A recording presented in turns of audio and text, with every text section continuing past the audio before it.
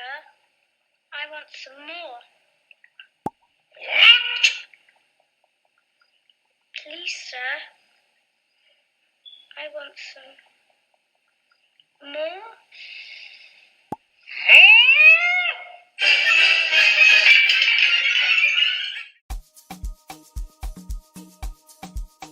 So in my last videos, I pointed out 3 lies that Mr. Imhotep did that his followers have yet to address. The first lie was stating that the predynastic mummies from Adima was genetically tested and that they had African mtDNAL.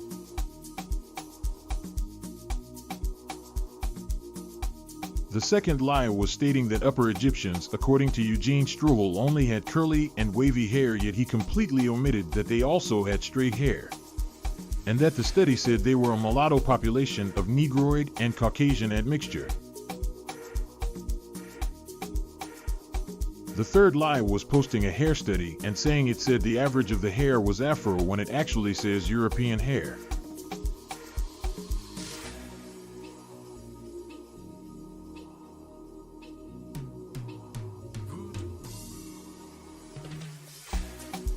The fourth lie by omission is not telling the people that when they found Shemai, that the scientist in his papers also said the elites and ordinary people showed a Caucasian and Negroid admixture. So to adjust for the fact that I pointed out these things, Mr. Imhotep posted images of a royal official who was believed to be Thutmose I to show that he has prognathism.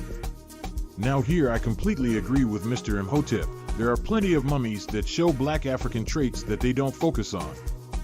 However, he falsely states that the ones that they do focus on are mainly from the late period. What do you think would happen if you actually read the study where he got this image from? Do you think it would support his statement or not? Are these late period mummies? What does his source say? Is he lying again? Well, let's go to his reference source again and see what it says.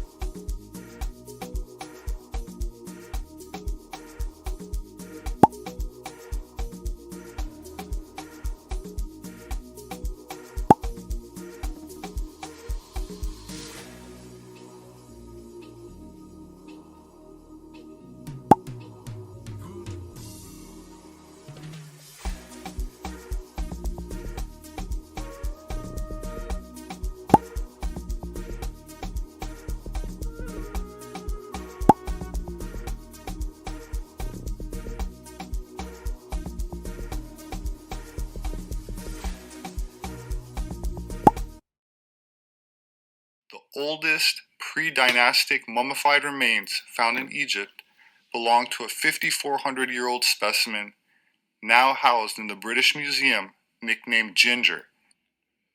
Okay, I'm going to pause it here. This is one of my... I'm going to go in. Yeah. This is one of my pet peeves. Okay? Yeah. I'm We're just going to let British. you... Yeah. I'm cracking my knuckles literally as I'm sitting here. Friggin' Ginger. Like, first of all, you have to understand the agenda in having a mummy and naming it Ginger. Do you understand? Like, I'm not going to mention names, but I've had people who think they're really honest, kind of like, oh, I'm no Afrocentrist. I'm just a historian. I'm not Afrocentrist or Eurocentrist. But are you going to tell me that Ginger is a black man? Well, Ginger isn't white. Okay, what do we have here? We have a mummy that it wasn't mummified properly. So this was mummified by landscape essentially. It was mummified as a result of arid climate. Yeah. So this is Ginger. It wasn't mummied with embalming oils and stuff like that. Mummified by the climate. The hair is this kind of pale color, clearly hair that has been stripped of its melanin, which does happen. Yeah. Melanin degradation does happen. If you've got to see a body that's that's 5,000 years old, you're going to have eumelanin destabilization. I have several videos about this. It's very, very difficult for eumelanin to retain its color in that kind of environment. It's the same way that peroxide works. I speak about this all the time. And then they speak about the texture of the hair, which is, first of all, very, very consistent with lots of black groups in East Africa, Northeast Africa. Lots of people have hair that is that texture, but also, once again, that would have been affected by the climate as well. Ginger is not a white person, okay? It was found in Egypt 5,000 years ago, right? And they didn't find any SPF nearby, okay? They didn't find any of those things yet. This is someone who lived in the climate. The skin, I'm not going to start talking about the skin color, but this is not a lucidermic mummy with white people's hair. This is clearly just something that has experienced severe degrading, okay? Severe degrading as a result of the environment it was surrounded by. It's the most asinine argument ever, and it's the fact that they call.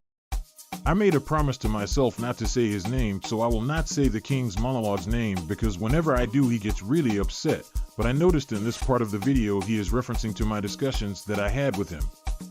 Anyways, this is what he says. Well, Ginger wasn't white. Texture of hair consistent with black groups in East Africa and North Africa. Ginger is not a white person.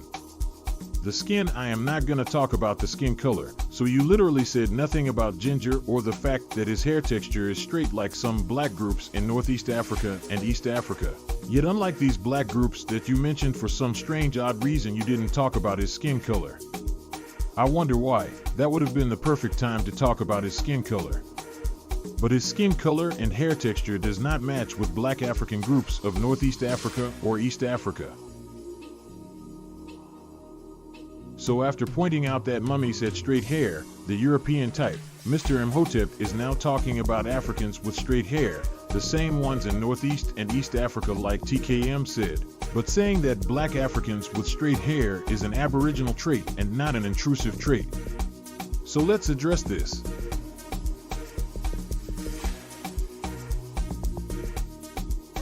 Every black American fully knows that when they see a light-skinned black American or a black person with a thin nose or straighter, softer hair, sometimes called good hair, we automatically know it came from rape during slavery or having Native American ancestry.